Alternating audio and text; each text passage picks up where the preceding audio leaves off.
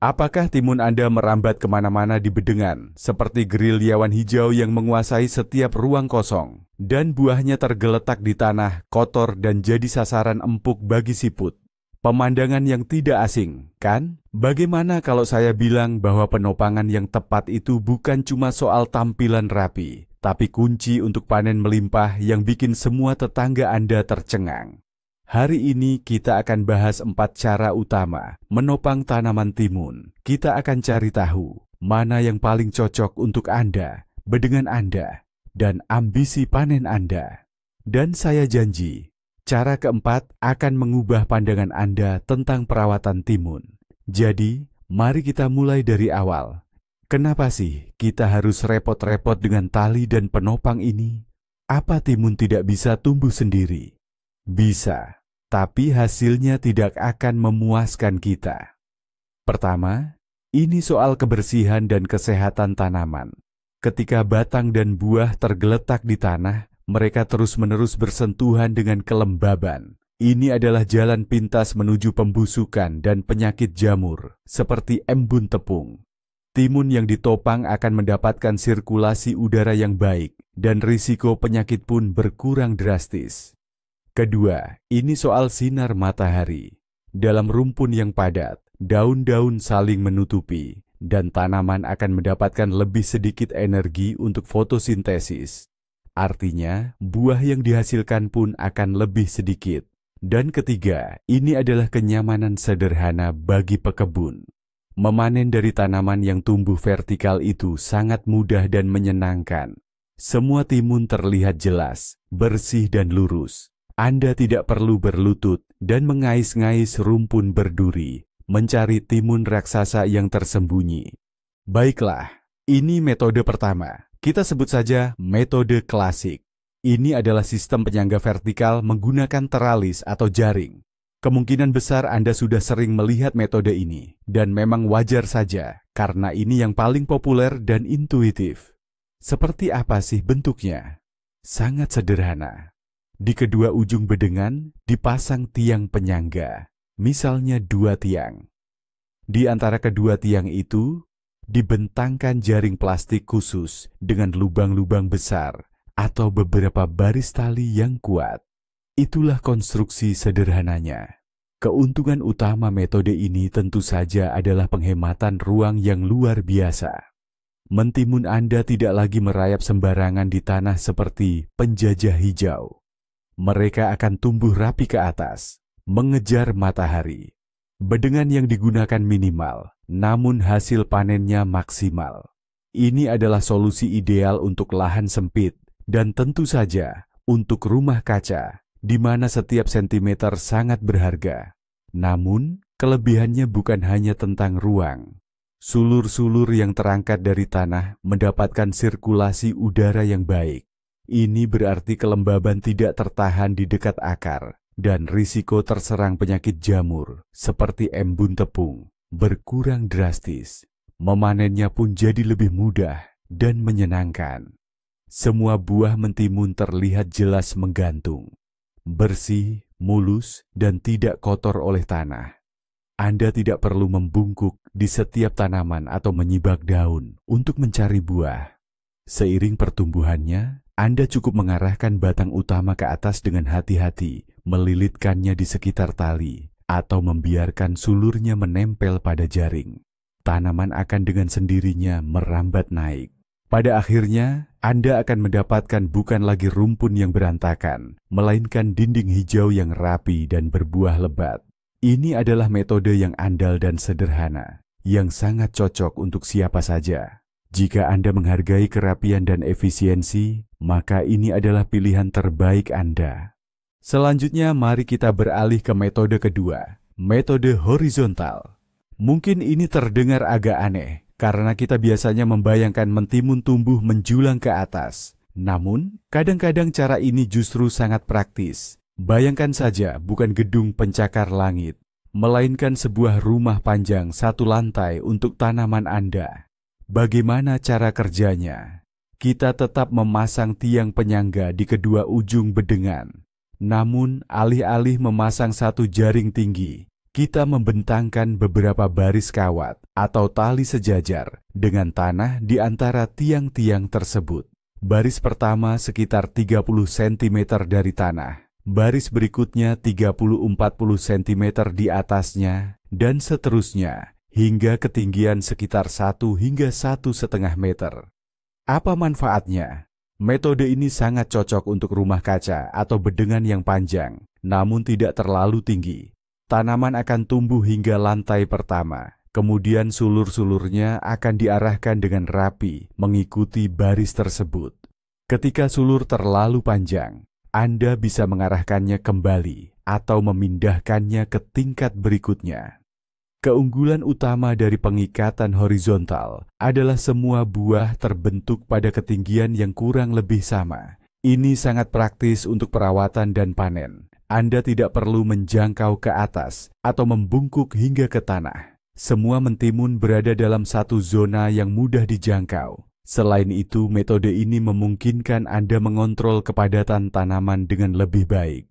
Anda sendiri yang mengatur distribusi sulur-sulur ke setiap lantai, mencegahnya saling melilit menjadi satu gulungan padat. Setiap sulur mendapatkan porsi cahaya dan udara yang optimal. Cara ini memang tidak sehemat ruang secara horizontal seperti metode vertikal, tapi memberikan kontrol yang sangat baik terhadap tanaman dan membuat perawatannya sangat nyaman. Jika Anda memiliki bedengan yang panjang dan suka segala sesuatunya mudah dijangkau, pertimbangkanlah pilihan ini.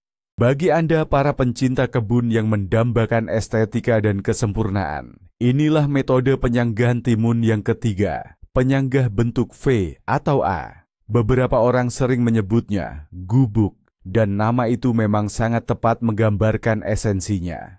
Apa sebenarnya ini? Bayangkan dua jaring teralis atau dua baris tiang penyanggah dengan tali yang dipasang tidak tegak lurus, melainkan miring satu sama lain sehingga bagian atasnya saling bertemu. Strukturnya akan menyerupai huruf A, atau jika dilihat dari samping, seperti huruf Van V dalam abjad Latin. Timun ditanam di dasar setiap sisi yang miring, lalu mereka akan mulai merambat naik, saling mendekat di bagian atas. Mungkin terdengar rumit, ya? Namun, disinilah letak kejeniusan metode ini. Pertama, konstruksi ini sangat stabil dan kokoh. Angin kencang sekalipun tidak akan merobohkannya. Kedua, dan ini poin terpenting, metode ini menciptakan kondisi yang sempurna bagi pertumbuhan tanaman. Daun-daun timun akan menyebar di bidang miring, layaknya panel surya, yang berarti mereka mendapatkan paparan cahaya matahari maksimal sepanjang hari. Pada saat yang sama, di dalam gubuk itu terbentuk ruang yang terlindungi. Ruang ini memiliki sirkulasi udara yang sangat baik, yang efektif mencegah penyakit. Meskipun demikian, ia tetap menciptakan mikroklimat yang ideal, sedikit teduh untuk buah-buah timun yang sedang matang. Buah-buah timun akan menggantung di bagian dalam, terlindungi dari sengatan matahari dan tumbuh lurus serta renyah. Proses panen pun sangat praktis. Semua buah menggantung ke bawah, di bagian dalam struktur. Cukup intip ke dalam gubuk hijau Anda dan petik buah-buahnya. Memang, membangun penyanggah seperti ini mungkin membutuhkan sedikit usaha, lebih dibandingkan jaring teralis vertikal biasa. Namun, hasilnya benar-benar sepadan. Anda tidak hanya akan mendapatkan panen yang melimpah, tetapi juga elemen kebun yang sangat indah, rapi, dan cerdas.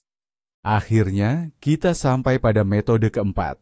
Ini bukan sekadar penopangan biasa. Ini adalah sebuah strategi komprehensif, puncak keahlian dalam merawat mentimun. Metode ini dikenal sebagai pembentukan satu batang utama, atau yang sering disebut metode pembutaan.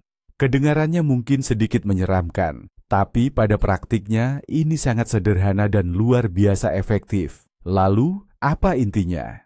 Berbeda dengan metode sebelumnya yang hanya memberi penyangga dan membiarkan tanaman tumbuh sekehendak hati, di sini kitalah yang mengambil kendali penuh.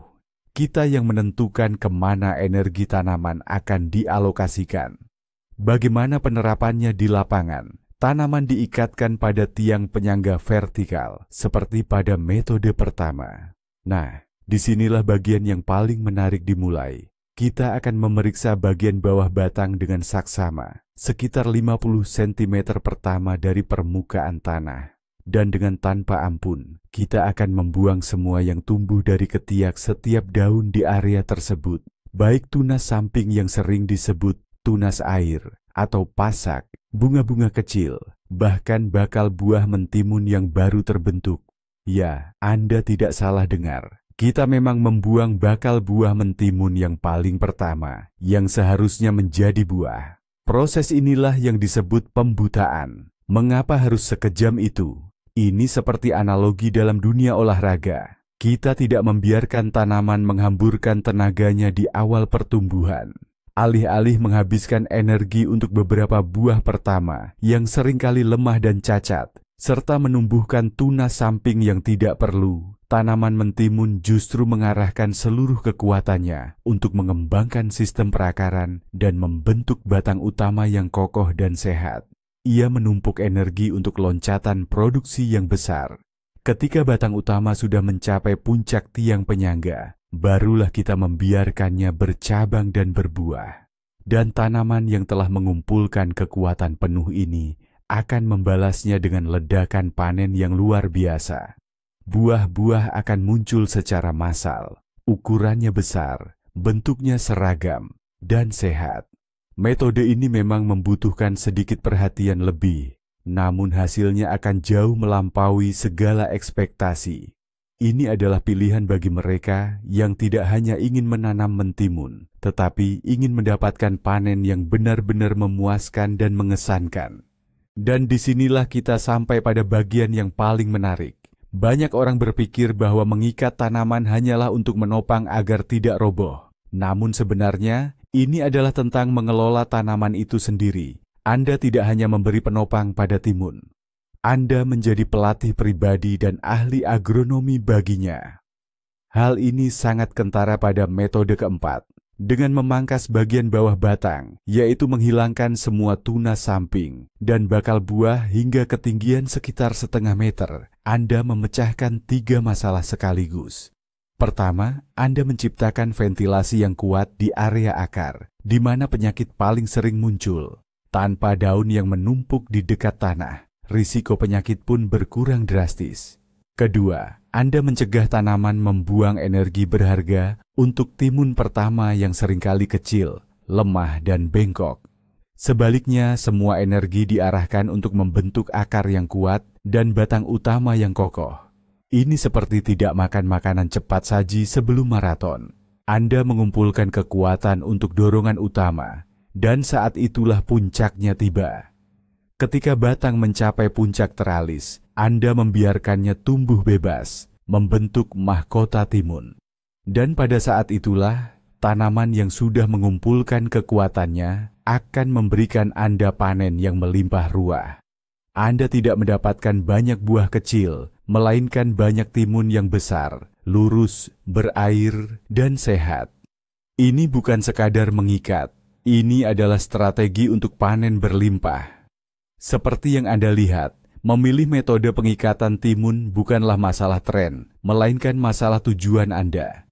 Jika Anda ingin kemudahan dan hemat tempat, gunakan jaring. Jika Anda memiliki banyak ruang dan menyukai kerapian, coba metode horizontal. Jika Anda ingin hasil panen maksimal dari setiap tanaman dan bersedia meluangkan sedikit lebih banyak waktu untuk perawatan timun, metode pembentukan satu batang akan menjadi senjata rahasia Anda.